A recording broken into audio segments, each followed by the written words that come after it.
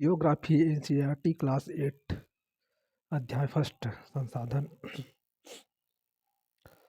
मोना और राजू अपने घर साफ करने में अम्मा की मदद कर रहे थे। इन सभी चीज़ों को देखो, कपड़े, बर्तन, अनाज, कंघा, शहद की बोतल, किताबें, इनमें से प्रत्येक उपयोगी है। मोना ने कहा, इसलिए ये महत्वपूर्ण है। अम्मा ने कहा, ये संसाधन है। संसाधन क्या है? अम्मा से राजू ने प्रश्न पूछा। अम्मा ने बताया, प्रत्येक वस्तु जिसका उपयोग आवश्यकताओं को पूरा करने के लिए किया जा सकता है वह संसाधन है। अपने चारों ओर देखिए और निरीक्षण कीजिए। आप संसाधनों के विविध प्रकारों को पहचानने में सक्षम होंगे। आप प्यास लगने पर जो जल पीते हैं, आप अपने घर में जिस विद्युत का उपयोग करते हैं, स्कूल से घर पहुंचने के लिए उपयोग किया गया रिक्शा, पाठ्य पुस्तक जिसका उपयोग आप अध्ययन के लिए करते हैं, ये सभी संसाधन हैं। आपके पिता ने आपके लिए नाश्ता तैयार किया है, उन्होंने जिन ताज़ी सब्जियों का उपयोग किया है वे भी एक संसाधन है। जल, विद्युत, रिक्शा, सब्जियों और पाठ्य पुस्तक सभी में कुछ एक जैसा क्या है? उनमें से सभी वस्तुओं का उपयोग आपके द्वारा किया गया है, इसलिए ये उपयोगी है। एक वस्तु अथवा पदार्थ की उपयोगिता अथवा प्रयोज्यता उसे एक संसाधन बनाती है। राजू अब जानना चाहता था कि कोई भी वस्तु संसाधन कैसे बनती है। अम्मा ने बच्चों को बताया, वस्तु उस समय संसाधन बनती है जब उनका कोई मूल्य होता है। इसका प्रयोग अथवा उपयोगिता इसे मूल्य प्रदान करते हैं। सभी संसाधन मूल्यवान होते हैं। अम्मा ने कहा, मूल्य का अर्थ महत्व होता है। कुछ संसाधनों का आर्थिक मूल्य होता है जबकि कुछ संसाधनों का आर्थिक मूल्य नहीं होता है। उदाहरणार्थ, धातुओं का आर्थिक मूल्य होता है लेकिन एक मनोरम भूदृश्य का आर्थिक मूल्य नहीं होता। परंतु ये दोनों संसाधन महत्वपूर्ण है और मनुष्य की आवश्यकताओं को पूरा करते हैं। कुछ कुछ संसाधन समय के साथ आर्थिक रूप से मूल्यवान हो सकते हैं। आपकी दादी के घरेलू नुस्खे का आज कोई वाणिज्यिक मूल्य नहीं है, लेकिन यदि वे पेटेंट करने के उपरांत मेडिकल फर्म द्वारा बेचे जाते हैं तब वे आर्थिक रूप से मूल्यवान हो सकते हैं।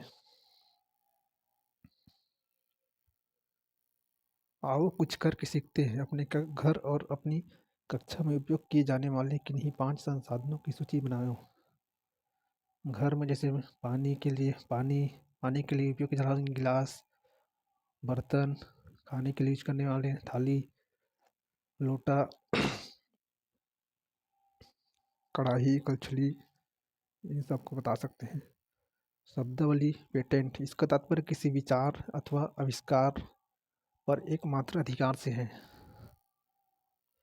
समय और प्रौद्योगिकी दो महत्वपूर्ण कारक हैं जो पदार्थों को संसाधन में परिवर्तित कर सकते हैं। दोनों लोगों की आवश्यकताओं से संबंधित हैं। लोग स्वयं ही सबसे महत्वपूर्ण संसाधन हैं। ये लोगों के विचार, ज्ञान, आविष्कारक और खोज ही हैं जो और अधिक संसाधनों की रचना करते हैं। प्रत्येक खोज अथवा आविष्कार से बहुत से अन्य खोज एवं आविष्कार होते हैं। आग की खोज से खाना पकाने की पद्धति एवं अन्य प्रक्रियाओं का प्रचलन हुआ, जबकि पहिए के आविष्कार से अंततः परिवहन की नवीनतम विधियों का विकास हुआ। जल विद्युत बनाने की प्रौद्योगिकी ने तेजी से बहते जल से ऊर्जा उत्पन्न करके उसे एक महत्वपूर्ण संसाधन बना दिया है। एक बहुत महत्वपूर्ण संसाधन, इसलिए मैं भी एक संसाधन हूँ।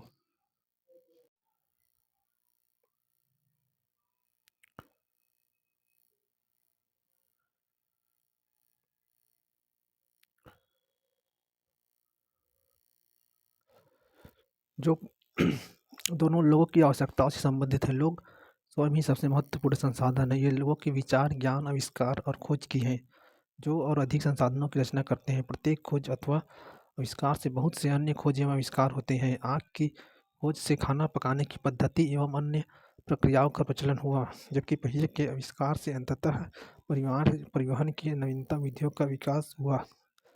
जल विद्युत बनाने की प्रौद्योगिकी ने तेजी से बहते जल से ऊर्जा उत्पन्न करके उसे एक महत्वपूर्ण संसाधन बना दिया।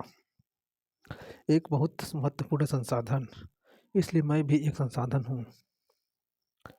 संसाधनों के प्रकार, सामान्यतः संसाधनों को प्राकृतिक, मानव निर्मित और मानव में वर्गीकृत किया जा गया है। प्राकृतिक संसाधन, जो संसाधन प्रकृति से प्राप्त होते हैं और अधिक संशोधन के बिना उपयोग में लाए जाते हैं, प्राकृतिक संसाधन कहलाते हैं। वायु जिसमें हम सांस लेते हैं, हमारी नदियों और झीलों का जल, मृदा और खनिज सभी प्राकृतिक संसाधन हैं। इन संसाधनों में से बहुत से प्रकृति के निःशुल्क उपहार हैं और सीधे ही उपयोग में लाए जा सकते हैं। कुछ परिस्थितियों में प्राकृतिक संसाधन का सबसे अच्छी तरह उपयोग करने के लिए औजारों और प्रौद्योगिकी की आवश्यकता हो सकती है। प्राकृतिक संसाधनों को विस्तृत रूप से नवीनीकरण और अनवीनीकरण संसाधनों में विभाजित किया जा सकता है। नवीनीकरण संसाधन वे संसाधन हैं जो शीघ्रता से नवीकृत अथवा पुनः पूरित हो जाते हैं। इसमें से कुछ असीमित हैं और उन पर मानवीय क्रियाओं का प्रभाव नहीं होता, जैसे सौर ऊर्जा और पवन ऊर्जा। लेकिन फिर भी कुछ नवीनीकरण संसाधनों जैसे जल, मृदा और वन का लापरवाही से किया गया उपयोग उनके भंडारण को प्रभावित कर सकते हैं। जल असीमित नवीनीकरण संसाधन प्रतीत होते हैं, फिर भी जल की कमी और प्राकृतिक जल स्रोतों का सूखना आज विश्व के बहुत से भागों में एक बड़ी समस्या है। अनवीनीकरण संसाधन वे संसाधन है जिनका भंडारण सीमित है। भंडार के एक बार समाप्त होने के बाद उनके नवीकृत अथवा पुनः पूरित होने में हजारों वर्ष लग सकते हैं। यह अवधि मानव जीवन की अवधि से बहुत अधिक है।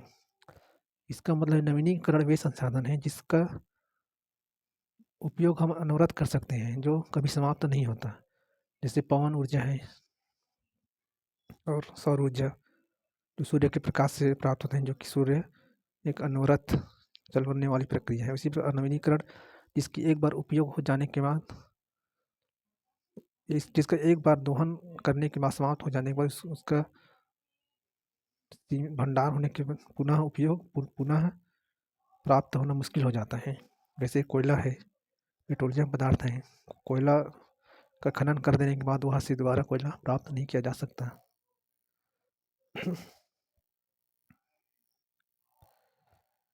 इस प्रकार के संसाधन अनवीनीकरण कहलाते हैं। कोयला, पेट्रोलियम तथा प्राकृतिक गैस इसके कुछ उदाहरण हैं। प्राकृतिक संसाधनों का वितरण भूभाग, जलवायु, ऊंचाई जैसे अनेक भौतिक कारकों पर निर्भर करते हैं। पृथ्वी पर इन कारकों में विभिन्नता होने के कारण संसाधनों का वितरण असमान है। मानव निर्मित संसाधन कभी कभी प्राकृतिक पदार्थ तब संसाधन बन जाते हैं जब उनका मूल रूप बदल दिया जाता है। लौह अयस्क का उस समय तक संसाधन नहीं था जब तक लोगों ने उससे लोहा बनाना नहीं सीखा था। लोग प्राकृतिक संसाधनों का उपयोग पुल, सड़क, मशीन और वाहन बनाने में करते हैं, जो मानव निर्मित संसाधन के नाम से जाने जाते हैं। प्रौद्योगिकी भी एक मानव निर्मित संसाधन है, इसलिए हम जैसे लोग प्राकृतिक संसाधनों का उपयोग करके मानव निर्मित संसाधन बनाते हैं। मोना ने समझाते हुए कहा, हाँ। राजू ने स्वीकृति में सिर हिलाया। मानव संसाधन लोग और अधिक संसाधन बनाने के लिए प्रकृति का सबसे अच्छा उपयोग तभी कर सकते हैं जब उनके पास ऐसा करने का ज्ञान कौशल तथा प्रौद्योगिकी उपलब्ध हो। इसलिए मनुष्य एक विशिष्ट प्रकार का संसाधन है। अतः लोग मानव संसाधन हैं। शिक्षा और स्वास्थ्य लोगों को बहुमूल्य संसाधन बनाने में मदद करते हैं। अधिक संसाधनों के निर्माण में समर्थ होने के लिए लोगों के कौशल में सुधार करना मानव संसाधन कहलाता है।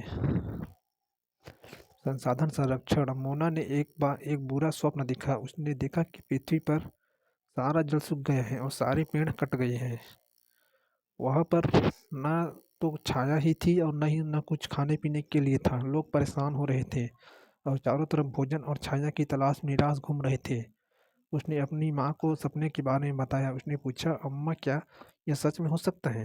हाँ, अम्मा ने उत्तर दिया, यदि हम नवीनीकरण संसाधनों के प्रति सतर्क नहीं रहते हैं तो वे बहुत ही दुर्लभ हो सकते हैं और अनवीकरणीय संसाधन निश्चित ही समाप्त हो सकते हैं। राजू ने पूछा, हम इसके लिए क्या कर सकते हैं? बहुत कुछ, अम्मा ने उत्तर दिया। आप अपने दोस्तों से बात क्यों नहीं करते? इसके लिए हम पेड़ पौधे लगा सकते हैं जिससे जो मिट्टी की कड़ों को पकड़े रहते हैं।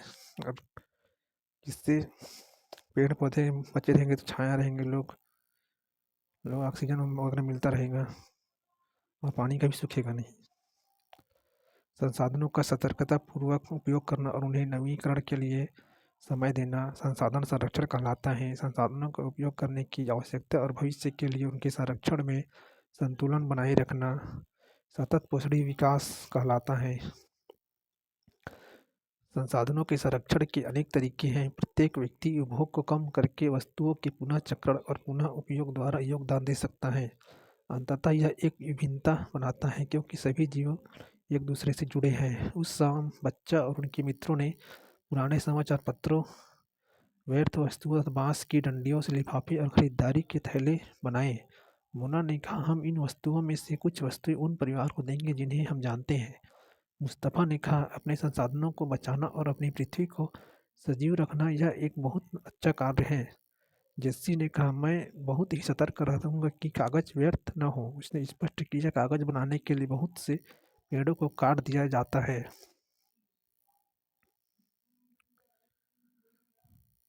मैं ध्यान रखूंगा कि मेरे घर में विद्युत व्यर्थ न हो। मुस्तफ़ा ने जोर से कहा, विद्युत जल और कोयले से मिलती है। मैं विश्वास दिलाती हूँ कि घर में जल बेकार नहीं होगा। जल की एक एक बूंद मूल्यवान है। आशा ने कहा। बच्चों ने कहा, हम सब मिलकर अंतर ला सकते हैं। यह कुछ कार्य मोना, राजू और उनके मित्रों ने किया है। आपका क्या विचार है?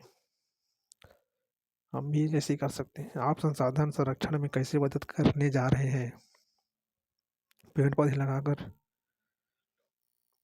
हमारी पृथ्वी और इस पर निवास करने वाले लोगों का भविष्य पेड़ पौधे और पारितंत्र की सुरक्षा और संरक्षण से जुड़ा है। अब यह सुनिश्चित करना हमारा कर्तव्य हो जाता है कि सभी नवीकरणीय संसाधनों के उपयोग सतत पोषणीय है।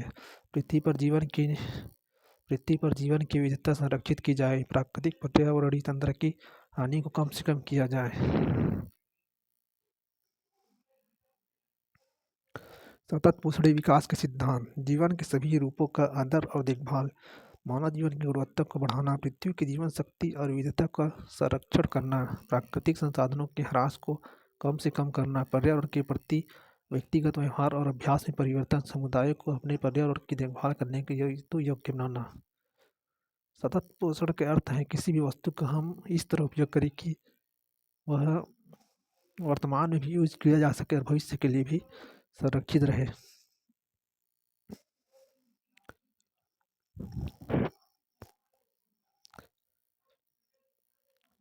सतत पोषणीय विकास, संसाधनों का सावधानीपूर्वक उपयोग ताकि न केवल वर्तमान पीढ़ी की अपितु भावी पीढ़ियों की आवश्यकता भी पूरी होती रहे।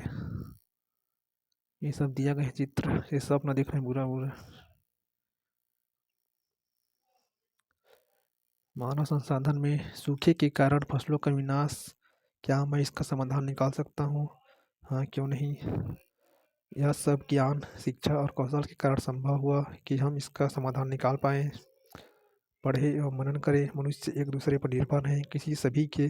किसान सभी के लिए अन्न उपजाते हैं। वैज्ञानिक कृषि से जुड़े विभिन्न समस्याओं और अन्न उत्पादन बढ़ाने के उपाय खोजते हैं।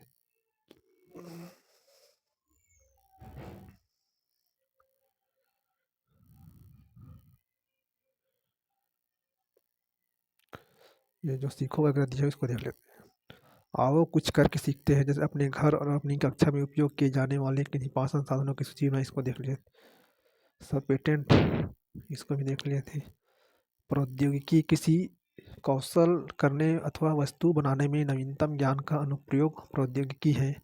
क्रियाकलाप, अम्मा की सूची से उन संसाधनों पर गोला बनाइए जिनका अभी वाणिज्यिक मूल्य नहीं है, जैसे सूती वस्त्र, लौह अयस्क, बुद्धि, औषधि पौधे, चिकित्सा ज्ञान, कोयला निक्षेप, मनोरम दृश्य, कृषि भूमि, शुद्ध पर्यावरण, लोकगीत, सुहावना मौसम, संसाधन परिपूर्ण, एक अच्छी संगीत ध्वनि, दादी माँ के घरेलू नुस्खे, मित्रों एवं परिवार से स्नेह।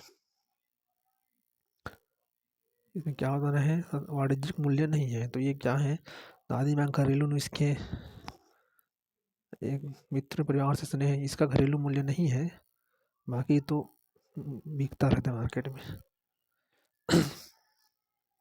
शब्दावली, संसाधन का भंडार, यह उपयोग के लिए संसाधन की उपलब्धता मात्र है। आओ कुछ करके सीखें। कुछ नवीकरण संसाधनों के बारे में सोचिए और बताइए कि किस प्रकार संसाधनों का अधिक उपयोग उनके भंडारण को प्रभावित करता है। नवीकरण जैसे सौर पैनल, पवन ऊर्जा। आओ कुछ करके सीखें। 5 मानव निर्मित संसाधनों की सूची बनाएं जिन्हें आप अपने चारों ओर देख सकते हैं। 5 मानव निर्मित, सौर पैनल भी हैं, सौर पवन ऊर्जा भी, पुनः पवन चक्की भी है। मानव निर्मित संसाधन, जिन्हें आप अपने चारों ओर देख सकते हैं। और क्या है, धान काटने का मशीन, हार्वेस्टर, थ्रेसर, ट्रैक्टर, ये सब मानव निर्मित है। क्या आप जानते हैं मानव संसाधन से तात्पर्य लोगों की संख्या और योग्यता मानसिक या शारीरिक से है। यद्यपि मानव को संसाधन बनाने के संदर्भ में लोगों में मतभेद है, इतना होते हुए भी इस तथ्य से इनकार नहीं किया जा सकता कि मूलतः मनुष्य की कुशलताएं ही भौतिक भौतिक पदार्थ को मूल्यवान संसाधन बनाने में सहायता करती है।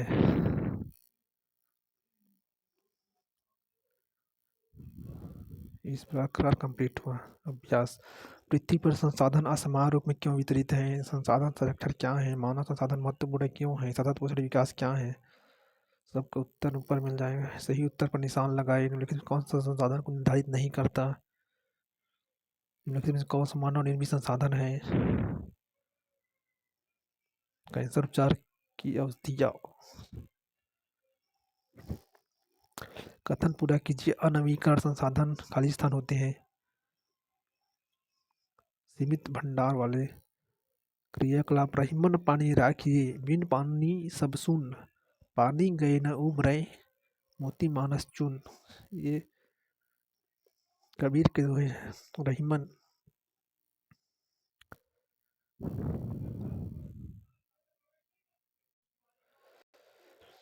अध्याय 2, भूमि, मृदा, जल, प्राकृतिक वनस्पति और वन्य जीवन संसाधन। तंजानिया अफ्रीका के एक छोटे गांव में माम्बा पानी लाने के लिए प्रातः शीघ्र उठती है। उसे बहुत दूर जाना पड़ता है और वह कुछ घंटों के बाद लौटती है। इसके उपरांत वह घर के कार्यों में अपनी माँ का हाथ बटाती है और अपने भाइयों की बकरियों की देखभाल में मदद करती है। इसके पूरे परिवार के पास उनकी छोटी झोपड़ी के चारों ओर चट्टानी भूमि का एक भाग है। माम्बा के पिता कठिन परिश्रम के बाद मात्र कुछ मक्का और सेम ही उगा सकती हैं, फिर भी यह उनके परिवार के साल भर के खाने के लिए पर्याप्त नहीं है। पीटर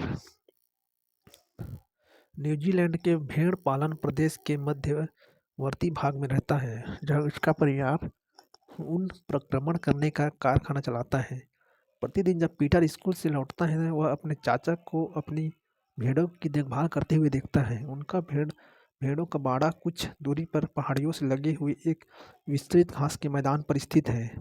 वह नवीनतम प्रौद्योगिकी का उपयोग करते हुए एक वैज्ञानिक विधि से इसका प्रबंधन किया जाता है। पीटर का परिवार जैविक कृषि द्वारा सब्जियां भी उगाता है। माम्बा और पीटर विश्व के दो विभिन्न स्थानों में रहते हैं और उनके जीवन व्यतीत करने में बहुत अंतर है। यह विभिन्नता भूमि की गुणवत्ता, मृदा, जल, प्राकृतिक वनस्पति, प्राणियों और प्रौद्योगिकी के उपयोग की भिन्नता के कारण है। इन स्थानों का एक दूसरे से भिन्न होने का मुख्य कारण इस प्रकार के संसाधनों की उपलब्धता है। आओ कुछ करके सीखें। जिस प्रदेश में आप रहते हैं उस प्रदेश में भूमि, मृदा के प्रकार तथा जल उपलब्धता का परीक्षण करें। अपनी कक्षा में परिचर्चा करें कि किस प्रकार लोगों की जीवन शैली इनके द्वारा प्रभावित हुई है। जैसे हमारे छत्तीसगढ़ है, वन बहुल राज्य है, तो यहाँ ग्लोबल वार्मिंग जैसी समस्या नहीं होता, जलवायु परिवर्तन की समस्या से राहत मिल सकता है। क्या आप जानते हैं विश्व की 90% जनसंख्या भूमि क्षेत्र के 30% भाग पर ही रहती है। से 70% भूमि पर या तो विरल जनसंख्या है या वह निर्जन है। भूमि, ऑस्ट्रिया में साल्ज़बर्ग। इस चित्र में आप भूमि के कितने उपयोग पहचान सकते हैं?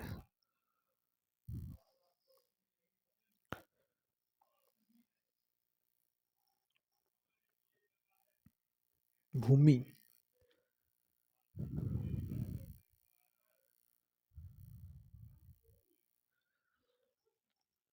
सभी महत्वपूर्ण प्राकृतिक संसाधनों में भूमि भी विशाल है।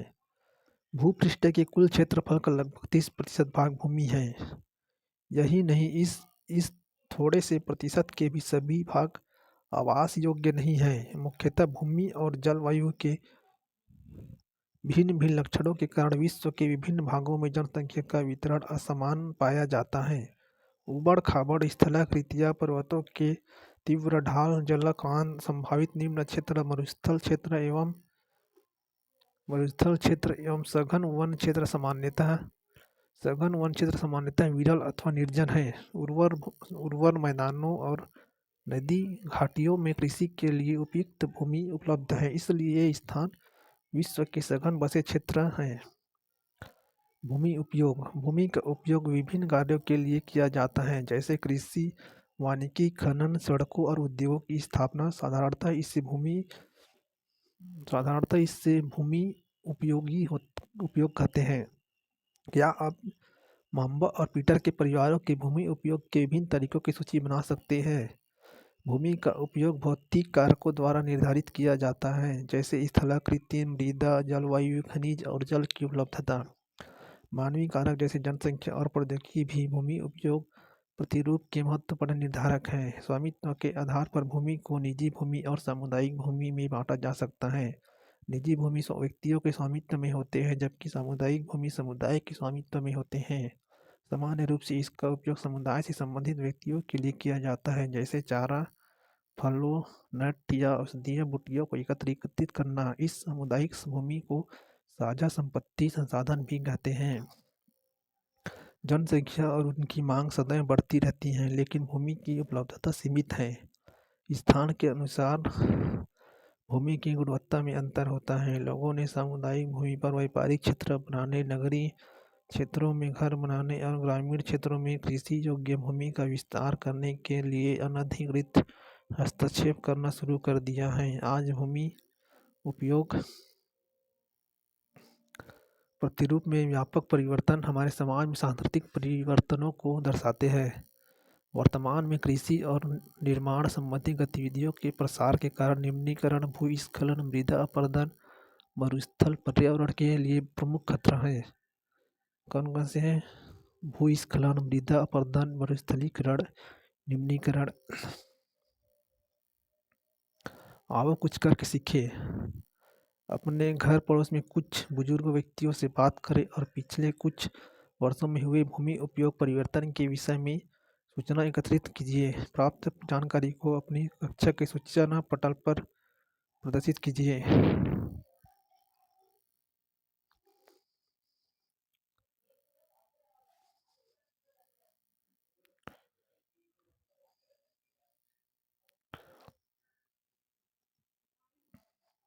भूमि उपयोग में समय के अनुसार परिवर्तन। भूमि संसाधन का संरक्षण। बढ़ती जनसंख्या तथा इसकी बढ़ती मांगों के कारण वन भूमि और कृषि योग्य भूमि का बड़े पैमाने पर विनाश हुआ है। इससे इस प्राकृतिक संसाधन के समाप्त होने का डर पैदा हो गया है। इसलिए विनाश की वर्तमान दर को अवश्य ही रोकना चाहिए। वन रोपण, भूमि उद्धार, रासायनिक कीटनाशकों और उर्वरकों के नियमित उपयोग तथा अतिचारण पर रोक आदि भूमि संरक्षण के लिए प्रयुक्त कुछ सामान्य तरीके हैं। मृदा। पृथ्वी के पृष्ठ पर दानेदार कणों के आवरण की पतली परत मृदा कहलाती है। यह भूमि से निकटता से जुड़ी हुई है। स्थल रूप मृदा के प्रकार को निर्धारित करता है। मृदा का निर्माण चट्टानों से प्राप्त खनिजों और जैव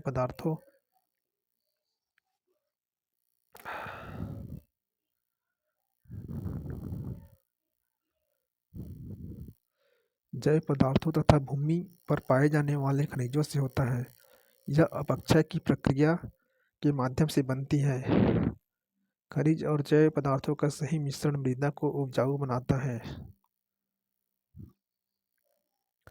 मृदा जनक, शैल, रंग, गठन, रासायनिक गुणधर्म, खनिज मात्रा, पारगम्यता को निर्धारित करती है। उच्चावच, तुंगता और ढाल मृदा के संचय को निर्धारित करती है। वनस्पति जात, प्राणी जात और सूक्ष्म जीव ह्यूमस निर्माण की दर को प्रभावित करती है। जलवायु, तापमान, वर्षा, अपक्षय और ह्यूमस निर्माण की दर को प्रभावित करती है। समय मृदा परिच्छेदिका की मोटाई को निश्चित करता है। मृदा निर्माण को प्रभावित करने वाले कारक।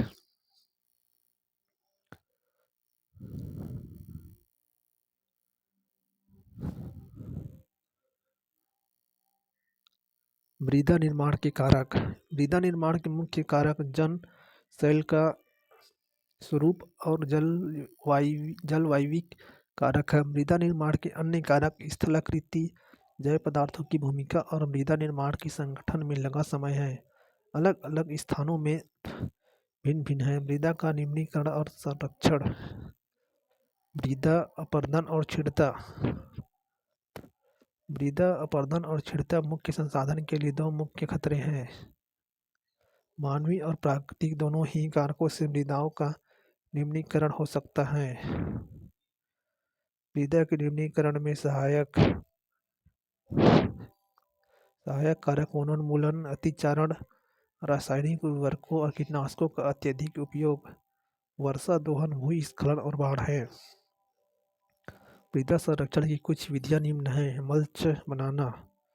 पौधों के बीच अनावृत भूमि जैव पदार्थ जैसे प्रवाल से ढक दी जाती है। इससे मृदा की आर्द्रता रुकी रहती है।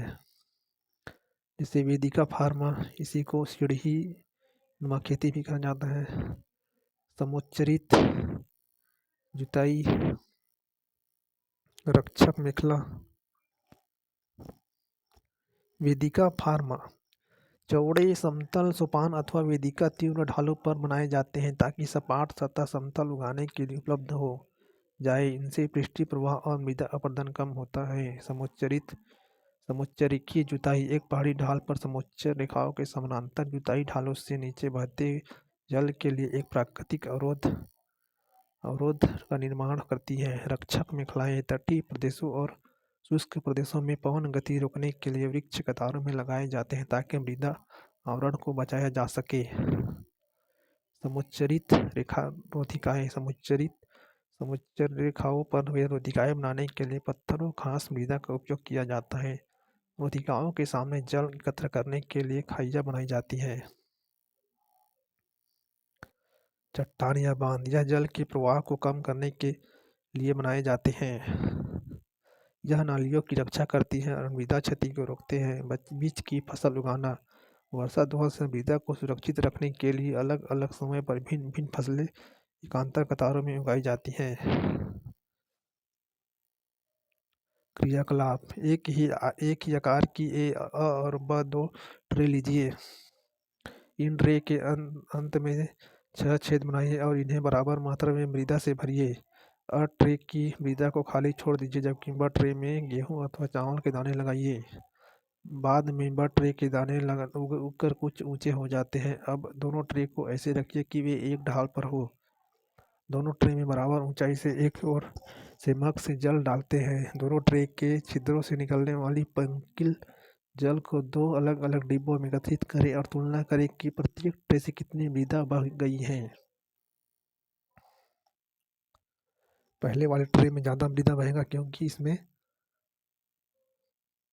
पेड़ पौधा का लगा नहीं है जो उसको रोक सके। या सेकंड में गेहूँ लगा हुआ है जिसकी जड़ें मृदा को पकड़ी रहती है और मृदा को पकड़ी रहती है जिससे अपरदन बहुत ही कम होता है या बहाव बहुत ही कम हो रहा है इसका।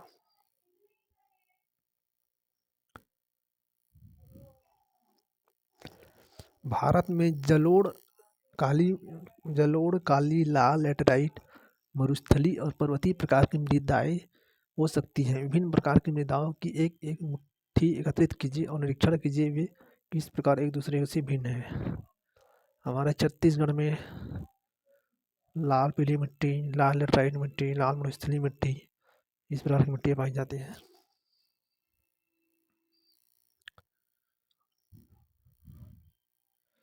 मृदा परिच्छेदिका, इसमें क्या होता है, ह्यूमस और वनस्पति के साथ ऊपरी मृदा, बालूगात क्ले के साथ उप मृदा, उसके बाद अपेक्षित चट्टानी पदार्थ, फिर जनक चट्टानें अंतिम में। अपक्षय क्या होता है, तापमान परिवर्तन, तुषार क्रिया, पौधे, प्राणियों और मनुष्यों के क्रियाकलाप द्वारा अनावरित शैलों का टूटना और क्षय होना अपरदन कहलाता है। क्या आप जानते हैं केवल 1 सेंटीमीटर मृदा को बनने में सैकड़ों वर्ष लग जाते हैं। भूस्खलन। भूस्खलन को सामान्य रूप से शैल, मलबा या ढाल से गिरने वाली मिट्टी के वृहद संचलन के रूप में परिभाषित किया जाता है। यह प्रायः भूकंप, बाढ़ और ज्वालामुखी के साथ घटित होती है। लंबे समय तक भारी वर्षा होने से भूस्खलन होता है। यह नदी के प्रवाह को कुछ समय के लिए अवरुद्ध कर देता है। नदी अवरुद्धता के अचानक फूट पड़ने से निचली घाटियों के आवासों में विध्वंस आ जाता है। पहाड़ी भूभाग में भूस्खलन एक मुख्य और विस्तृत रूप से फैली प्राकृतिक आपदा है जो प्रायः जीवन और संपत्ति को आघात पहुंचाती है और चिंता का एक मुख्य विषय है। एक वस्तु स्थिति अध्ययन। हिमाचल प्रदेश के किन्नौर जिले में रेखांग पियोक के निकट पंजी गांव में बड़े भूस्खलन के कारण राष्ट्रीय महामार्ग 22 की पुरानी हिंदुस्तान तिब्बत सड़क का 200 मीटर तक का भाग नष्ट हो गया। यह भूस्खलन पंजी गांव में तीव्र विस्फोटन द्वारा हुआ था। विस्फोटन के कारण ढाल का यह कमजोर क्षेत्र नीचे गिर गया, जिसके कारण सड़क और गांव के आसपास के क्षेत्र को क्षति पहुंची। पंजी गांव को किसी संभावित मानव विनाश से बचाने के लिए पूर्ण रूप से खाली करा दिया गया। ये पंजी शब्द का प्रयोग एक अजय देवगन का फिल्म आया था, उसमें बोला जाता है पंजिम में गए थे ऐसे करके। न्यूनीकरण क्रियाविधि। वैज्ञानिक प्रविधि के विकास से हमें समझने की शक्ति मिली है कि भूस्खलन उत्पन्न होने के कौन कौन से कारक हैं और उनका प्रबंधन कैसे करते हैं। भूस्खलन को रोकने की कुछ प्रविधियां निम्न हैं। भूस्खलन प्रभावित क्षेत्र का मानचित्र बनाकर इसमें प्रभावित होने वाले स्थानों को इंगित करना। इस प्रकार इन क्षेत्रों को आवास बनाने के लिए छोड़ा जा सकता है। भूमि को खिसकने से बचाने के लिए प्रतिधारी दीवार का निर्माण। भूस्खलन को रोकने का सबसे प्रभावी तरीका वनस्पति आवरण में वृद्धि है। सतही अपवाह तथा झरना प्रवाह के साथ साथ भूस्खलन की गतिशीलता को नियंत्रित करने के लिए पृष्ठीय अपवाह नियंत्रण उपाय कार्यान्वित किए गए हैं। प्रतिधारी दीवार।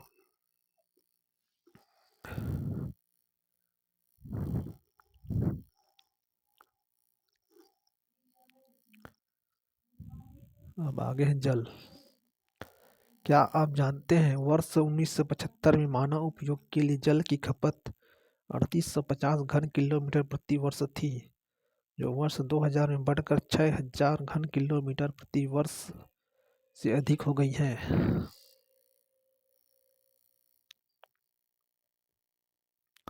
जल एक महत्वपूर्ण नवीकरणीय प्राकृतिक संसाधन है। भूपृष्ठ का 3/4 भाग जल से ढका है, इसलिए इसे जल ग्रह कहना उपयुक्त है। लगभग 3.5 अरब वर्ष पहले जीवन आदि महासागरों में ही प्रारंभ हुआ था। यद्यपि आज भी महासागर पृथ्वी की सतह के 2/3 भाग को ढके हुए हैं और विविध प्रकार के पौधों और जंतुओं को मदद करते हैं। महासागरों का जल लवणीय है और मानवीय उपयोग के लिए उपयुक्त नहीं है। अलवण जल केवल 2.7% ही है। इसका लगभग 70% भाग बर्फ की चादरों और हिमालयों के रूप में अंटार्कटिका, ग्रीनलैंड और पर्वतीय प्रदेशों में पाया जाता है। अपनी स्थिति के कारण ये मनुष्य की पहुंच के बाहर है। केवल 1% अलवण जल उपलब्ध है और वह मानव उपभोग के लिए उपयुक्त है।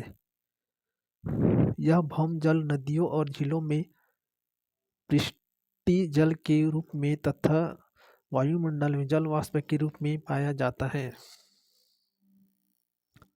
क्रियाकलाप पाया, इसलिए अलवणीय जल पृथ्वी का सबसे अधिक मूल्यवान पदार्थ है। पृथ्वी पर जल न बढ़ाया जा सकता है और न घटाया जा सकता है। इसकी कुल मात्रा स्थिर रहती है। इसकी प्रचुरता में विविधता प्रतीत होती है क्योंकि यह वाष्पीकरण, वर्षण और वाह की प्रक्रियाओं द्वारा महासागरों, वायु, भूमि और पुनः महासागरों में चक्रण द्वारा निरंतर गतिशील है। जैसा कि आप जानते हैं, इसे जल चक्र कहते हैं। मनुष्य जल की बड़ी मात्रा का उपयोग न केवल पीने और धुलाई में ही करता है वरन उत्पादन प्रक्रिया में भी करता है। जल कृषि उद्योगों तथा बांधों के जलाशयों के माध्यम से विद्युत उत्पादन करने में भी प्रयोग किया जाता है। जल स्रोतों के सूखने अथवा जल प्रदूषण के कारण अलवणीय जल की आपूर्ति की कमी के मुख्य कारक बढ़ती जनसंख्या, भोजन और नकदी फसलों की बढ़ती मांग, बढ़ता नगरीकरण और बेहतर होता जीवन स्तर है। जल उपलब्धता की समस्या। विश्व के कई प्रदेशों में जल की कमी है। अधिकांश अफ्रीका, पश्चिम एशिया, दक्षिण एशिया, पश्चिमी संयुक्त राज्य अमेरिका के भाग, उत्तर पश्चिमी मैक्सिको, दक्षिण अमेरिका के भाग और संपूर्ण ऑस्ट्रेलिया अलोड़ी जल की आपूर्ति की कमी का सामना कर रहे हैं। ये देश ऐसे जलवायु प्रदेशों में स्थित है जहाँ अक्सर सूखा पड़ता है। उनमें जल अभाव की अधिक समस्या बनी रहती है। इस प्रकार जल का अभाव मौसमी अथवा वार्षिक वर्षण में विविधता के परिणामस्वरूप हो सकता है अथवा अति उपयोग और जल स्रोतों के संदूषण के कारण भी जल का अभाव हो सकता है। जल संसाधनों का संरक्षण। आज के विश्व में शुद्ध तथा पर्याप्त जल स्रोतों तक पहुंचना एक बड़ी समस्या बन गई है। इस क्षीण होते संसाधनों के संरक्षण के लिए कदम उठाने चाहिए। यद्यपि जल एक नवीकरणीय संसाधन है, तथापि इसका अति उपयोग और प्रदूषण इस उपयोग के लिए अनुपयुक्त बन सकते हैं। अति उपयोग या प्रदूषण इसे उपयोग के लिए अनुपयुक्त बन सकते हैं। अति अशोधित या आंशिक रूप से शोधित वाहित मल, कृषि रसायनों का विसर्जन और जल निकायों में औद्योगिक बहिस्राव जल के प्रमुख संदूषक हैं। इनमें शामिल नाइट्रेट धातुएं और पीड़कनाशी जल को प्रदूषित कर देते हैं। इनमें से अधिकांश रसायन अजैव निम्नीकरण होने के कारण जल द्वारा मानव शरीर में पहुंच जाते हैं। इन प्रदूषकों को जल निकायों में छोड़ने से पूर्व बहिस्राव को उपयोग विधि से शोधित करके जल प्रदूषण नियंत्रण किया जा सकता है। वनों और अन्य वनस्पति आवरण धरातलीय प्रवाह को बंद करते हैं और भूमिगत जल को पुनः पूरित करते हैं। जल संग्रहण पृष्ठीय प्रवाह को बचाने की दूसरी विधि है। जल रिसाव को कम करने के लिए खेतों को सिंचित करने वाली नहरों को ठीक से पक्का करना चाहिए। रिसाव और वाष्पीकरण से होने वाली जल क्षति को रोकने के लिए क्षेत्र की स्प्रिंकलरों से सिंचाई करना अधिक प्रभावी विधि है। वाष्पीकरण की अधिक दर वाले शुष्क प्रदेशों में सिंचाई की ड्रिप अथवा टपकन विधि द्वारा विधि बहुत उपयोगी है।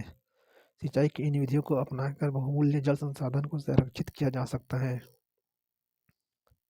प्राकृतिक वनस्पति और जीवन, हम इसको देख लें। यह है स्प्रिंकलर से सिंचाई। यह यमुना नदी वाहित मल, औद्योगिक बहिस्राव एवं कचरे के कारण प्रदूषण हो रहा है। क्या आप जल बाजार के बारे में सुना है? सौराष्ट्र प्रदेश में 1,25,000 जनसंख्या वाला अमरेली शहर पास के तालुकों से पानी खरीदने के लिए पूर्णतः निर्भर है। क्रियाकलाप। औसतन एक भारतीय नागरिक प्रतिदिन लगभग 150 लीटर जल का उपयोग करता है। पीना लीटर प्रति व्यक्ति। पीना 3 लीटर। खाना बनाना 4, नहाना 20, शौचालय 40, वस्त्र धोना 40, बर्तन धोना 20, बागवानी 23, कुल 150। क्या आप इस उपयोग को कम करने के तरीके सोच सकते हैं?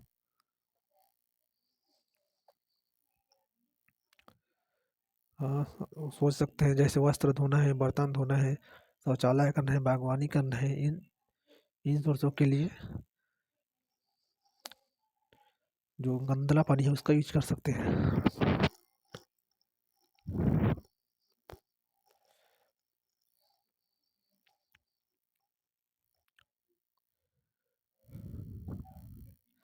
क्या आप जानते हैं अपने घर की छत पर वर्षा जल एकत्र करके इस जल का संग्रहण करना एवं विभिन्न उत्पादन उपयोग में लाना वर्षा जल संग्रहण कहलाता है।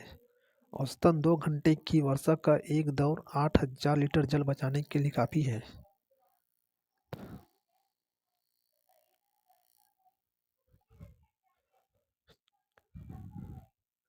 स्कूल के बच्चे हस्तशिल्प प्रदर्शनी में घूम रहे थे।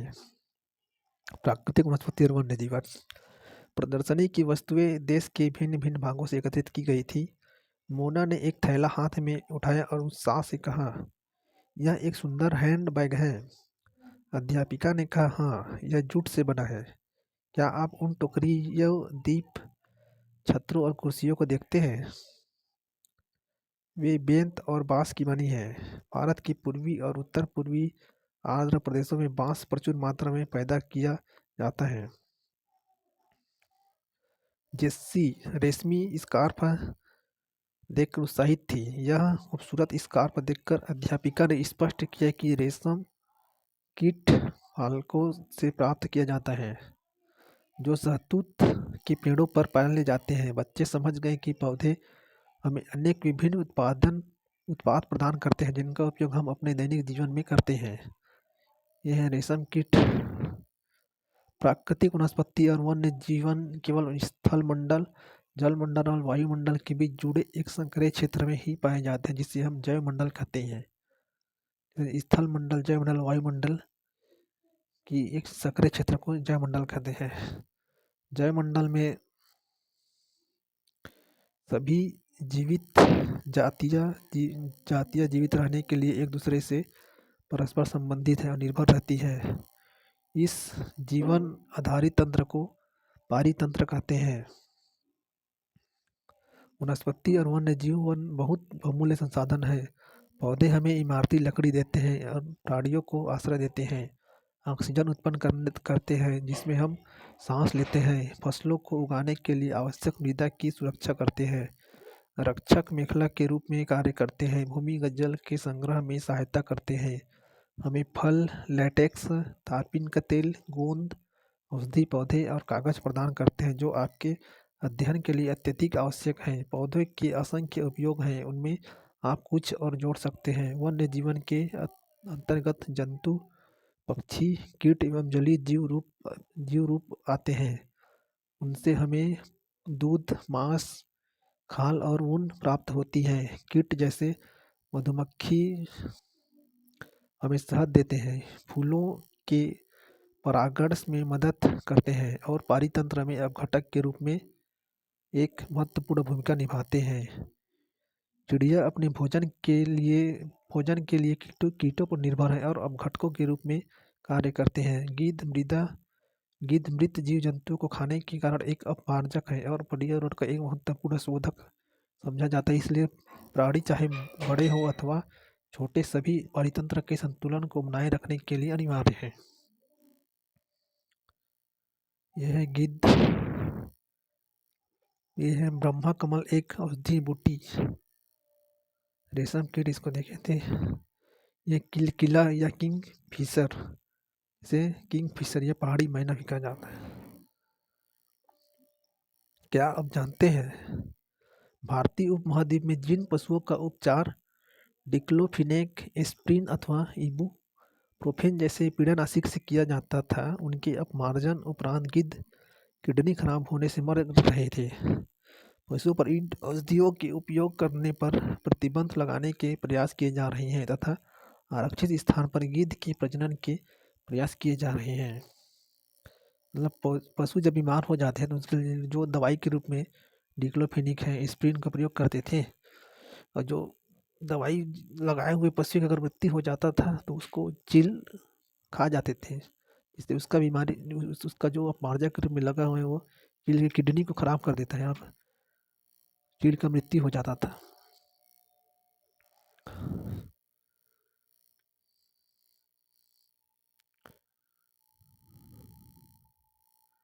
घास स्थल एवं वन। प्राकृतिक वनस्पति का वितरण। वनस्पति की वृद्धि मुख्य रूप से तापमान और आर्द्रता पर निर्भर करती है। विश्व की वनस्पति के मुख्य प्रकारों को 4 वर्गों में रखा जा सकता है, जैसे वन, घास स्थल, गुल्म और टुंड्रा। भारी वर्षा वाले क्षेत्रों में विशाल वृक्ष उग सकते हैं। इस प्रकार वन प्रचुर जल आपूर्ति वाले क्षेत्रों में ही पाए जाते हैं। जैसे जैसे आर्द्रता कम होती है, वैसे वैसे वृक्षों का आकार और उनकी सघनता कम होती जाती है। सामान्य वर्षा वाले क्षेत्रों में छोटे आकार वाले वृक्ष और घास उगती है, जिससे विश्व के घास स्थलों का निर्माण होता है।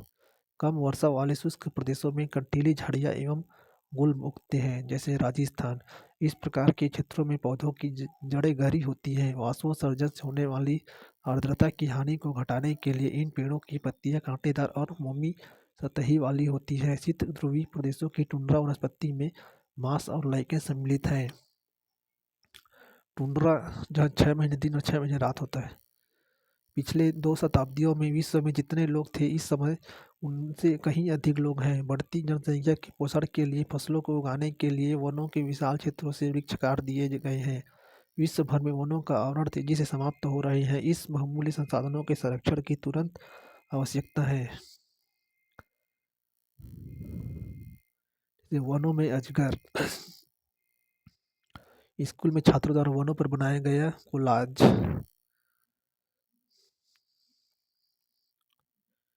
और यह सुनामी के पश्चात ग्रेट निकोबार के वर्षा प्रचुर वन में क्षति। क्या सुनामी अगर आता है तो पेड़ पौधे सबको अपने साथ उड़ा कर ले जाते हैं। प्राकृतिक वनस्पति और वन्य जीवन का संरक्षण। वन हमारी संपदा है। पौधे जंतुओं को आश्रय प्रदान करते हैं और साथ ही पारितंत्र को भी अनुरक्षित करते हैं।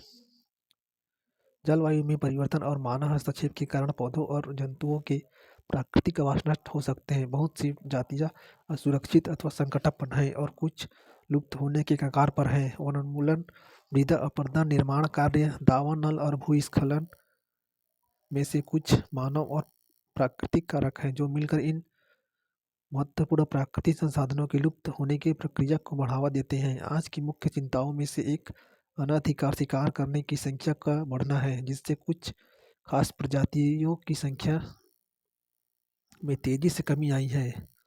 पशु खाल, चमड़ा, नाखून, दांत और पंखों के साथ साथ सींगों के एकत्रीकरण और गैर कानूनी व्यापार के लिए जंतुओं का अनधिकार शिकार किया गया है। इनमें से कुछ जंतु चीता, शेर, हाथी, ब्लैक बग, मगरमच्छ, दरियाई घोड़ा, हिम तेंदुआ, शुतुरमुर्ग और मोर हैं। इनका संरक्षण जागरूकता बढ़ाकर किया जा सकता है। जैसे ब्लैक बग की सुरक्षा की आवश्यकता है। ब्लैक बग एक हिरण का नाम है। राष्ट्रीय उद्यान वन्य जीव अभयारण्य जैवमंडल नीचे हमारी प्राकृतिक वनस्पति और वन्य जीवन को सुरक्षित रखने के लिए बनाए जाते हैं। संकरी घाटियों, झीलों और आर्द्रभूमियों का संरक्षण मूल्यवान संसाधन नष्ट होने से बच जाने के लिए आवश्यक है। राष्ट्रीय उद्यान वे हैं जहाँ जीव जंतुओं को संरक्षित शासन द्वारा संरक्षित करके रखा जाता है। और वन्य जीव अभयारण्य भी उसी का छोटा और जैवमंडल भी इसी तरह। दावानल जंगलों में लगने वाला एक आग। H California fires range for 4th day of rest on wine ageing.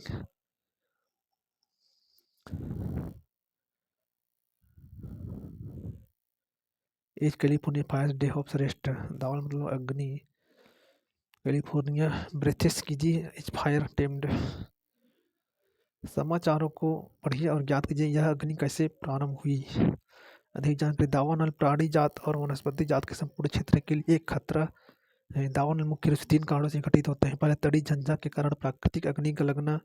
लोगों की लापरवाही के कारण घास फूस में जनित ऊष्मा के कारण। स्थानिक लोगों, उद्यमी एवं शरारती लोगों द्वारा किसी उद्देश्य से नियंत्रण के कुछ उपाय। शिक्षण द्वारा अग्नि लगने से रोकना। परीक्षण बिंदुओं, निपुण भूमि चौकसी तथा संचार जाल के समन्वित जाल द्वारा अग्नि लगने का शीघ्र पता लगाना।